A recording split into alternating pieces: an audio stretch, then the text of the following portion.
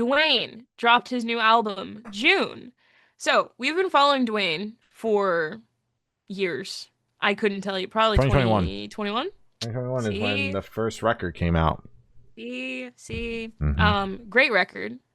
I Yeah. did enjoy that one. I enjoyed his follow up, which was what my favorite blue jeans. Mm-hmm. Fucked with that one as well. Um, this record definitely takes a turn.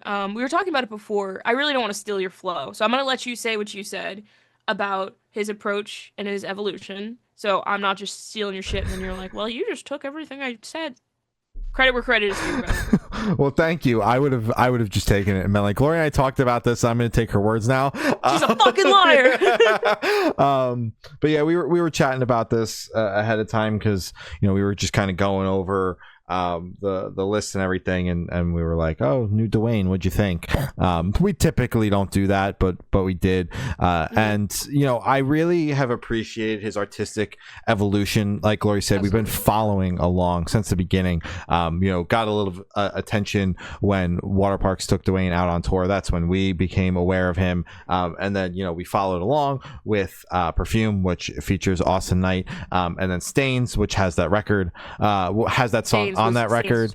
And then my favorite Blue Jeans kind of just came out of nowhere a year later, but that had a lot of great features on it. Grandson, I don't know how about They Found Me, that again grabbed our attention, but we were already sold on the Dwayne train. And then it kind of just got very silent in the Dwayne camp, and he appeared back, signed to Fearless, put out some singles that kind of culminated into a small EP at the tail end of last year, and then jumped into this album cycle once those songs were out at the top of this year, with the album cycle for June, which ironically enough came out at the end of July, which I do like that. I think that's funny. But as Glory kind of hinted to with the artistic evolution, I've just liked how everything has consistently evolved with Dwayne. The sound has not stayed stagnant on any of the records. The first record was this very like bright sounding album pretty much across the board. The second record was a little bit more, it was the same like similar like sound, but a darker take on that. The tone of the record felt a lot darker, even just with the cover art being a darker tone, kind of just elevated that feeling I got from that album. I did not leave that record feeling happy-go-lucky at all. Just and listen, he could have been talking about the happiest shit ever, but the way I interpreted the record, the vibes of that record were on the darker side. And then this album, kind of coming at it with like an 80s inspired kind of feel, both in sonics and also like literal style and fashion that he's going for. Like the cover art, the fashion. I really dig it. And he just keeps us on our toes, keeps everybody on their toes, not just Glory and I think I would hope more people are picking up what we're putting down as well. But it just makes for a fun listen through his discography, and I really appreciate that. It also showcases his range and what he's able to accomplish, because he kind of hinted at this sonic change with these with the singles that culminated in that small EP that I was talking about before this album came out, where Gloria and I were both kind of like, what is going on? What is this is not really the Dwayne that we remember, but it was kind of like that middle ground into this sound, which it has been met with open arms from Gloria and I, because we had the little bit of like what the fuck moment before the album cycle started. I like the way it opens with Lady Lady. I really like Highway Robbery. That was a single for a reason. That is a standout on the album for sure. That record, I keep calling the singles records. That song is huge. The chorus is massive. It's very catchy.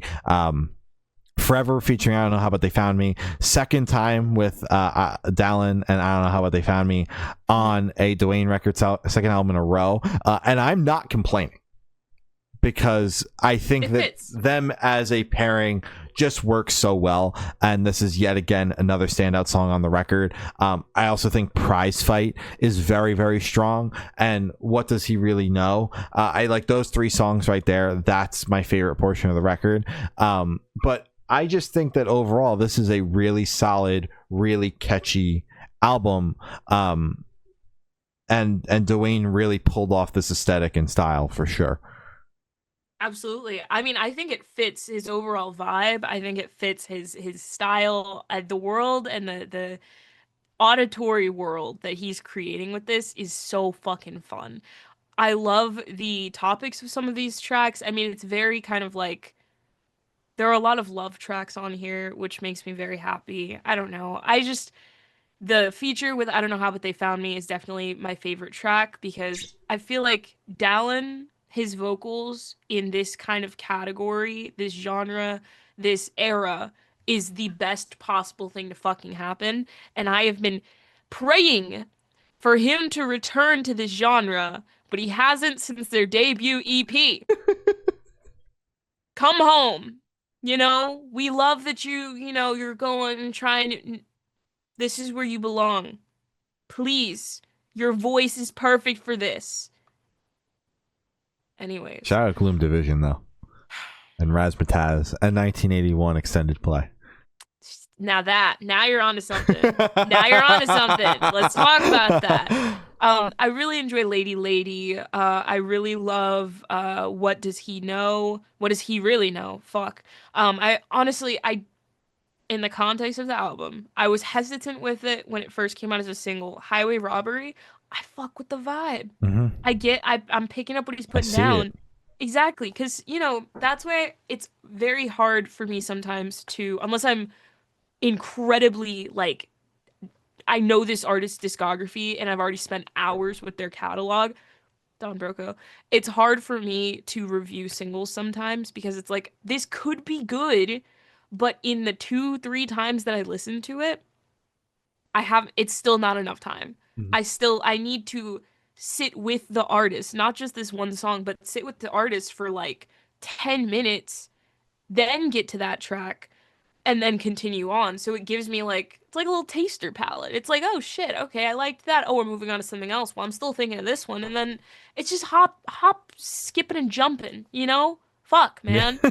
So in the context of the record, I think Highway Robbery, it is a standout. I think it's incredible. I really like it. It's that vibe. I fuck with it heavy. But my personal all-time favorite off the record is Forever. I love the vibe of this entire record. It's very nostalgic. It's very throwback. It's incredible. I think he fucking nailed it. Agreed. No notes. No notes. Hell yeah.